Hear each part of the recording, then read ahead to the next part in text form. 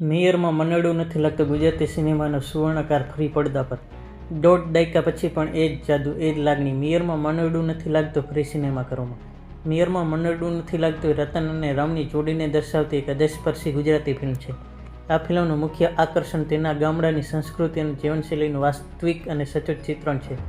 રતનનો અભિનય ખૂબ જ સહજ અને લાગણીસભર છે. તેને ગામડાની એક સામાન્ય છોકરીની ભૂમિકાને જીવંત કરી છે. ગામડાની એક સંસ્કારી અને પ્રેમાળ દીકરી, તેના પાત્રનો સંઘર્ષ અને લાગણીઓ દર્શકોને સ્પર્શી જાય છે. રામનું પાત્ર મજબૂત અને જવાબદાર છે. તેને એક પ્રેમાળ પતિ અને પુત્રની બે ભૂમિકા અસરકારક રીતે ભજવી છે. તેની અને રતનની કેમિસ્ટ્રી ફિલ્મને વધુ સુંદર બનાવે છે. આ ફિલ્મ ગામડાના લોકોના જીવન, તેમના રીતિરિવાજો, સંબંધો અને સંઘર્ષને બહુ સારી રીતે રજૂ કરે છે. ફિલ્મના દ્રશ્યો અને સ્વાદો એકદમ વાસ્તવિક લાગે છે. ગામડાના ઘરો, ખેતરો, તળાવ અને અન્ય સ્થળોનું શૂટિંગ ફિલ્મને વધુ સુંદર બનાવે છે. ફિલ્મમાં લોકગીતો અને પરંપરાગત સંગીતનો ઉપયોગ પણ ખૂબ જ પ્રશંસનીય છે. મેયરમાં મનડું નથી લાગતું એક એવી ફિલ્મ છે જે દર્શકોને ભાવુક કરી દે છે અને સાથે સાથે ગુજરાતી સંસ્કૃતિનો પરિચય પણ કરાવે છે. એક સમય તો જ્યારે ગુજરાતી ફિલ્મનો અર્થ એટલે પારિવારિક લાગણીઓ, સામાજિક મૂલ્યો અને સુમધુર સંગીતનો સમન્વય. આ એ જ દોરની ફિલ્મ છે જેને સફળતાના તમામ રેકોર્ડ તોડી નાખ્યા હતા. આજે વર્ષો પછી પણ જ્યારે આ ફિલ્મ ફરીથી સિનેમાઘરમાં રિલીઝ થઈ છે ત્યારે એ જ જોવું રસપ્રદ રહેશે કે શું તેનો જાદુ હજુ પણ ઓડિયન્સ પર ચાલે છે કે નહીં.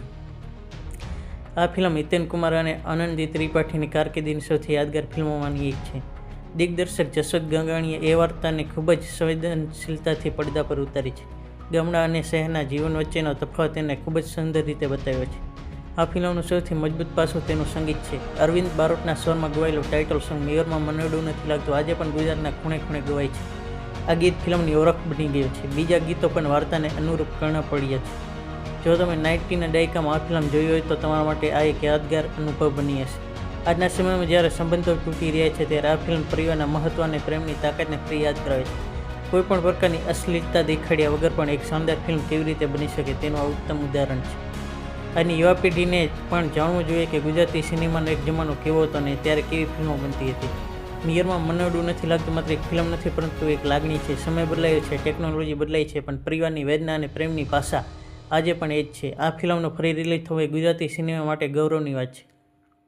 જો તમે એક સારી પારિવારિક અને ભાવનાત્મક ફિલ્મ જોવા માંગતા હો તો આ ફિલ્મ જોવાનું ચૂકશો નહીં.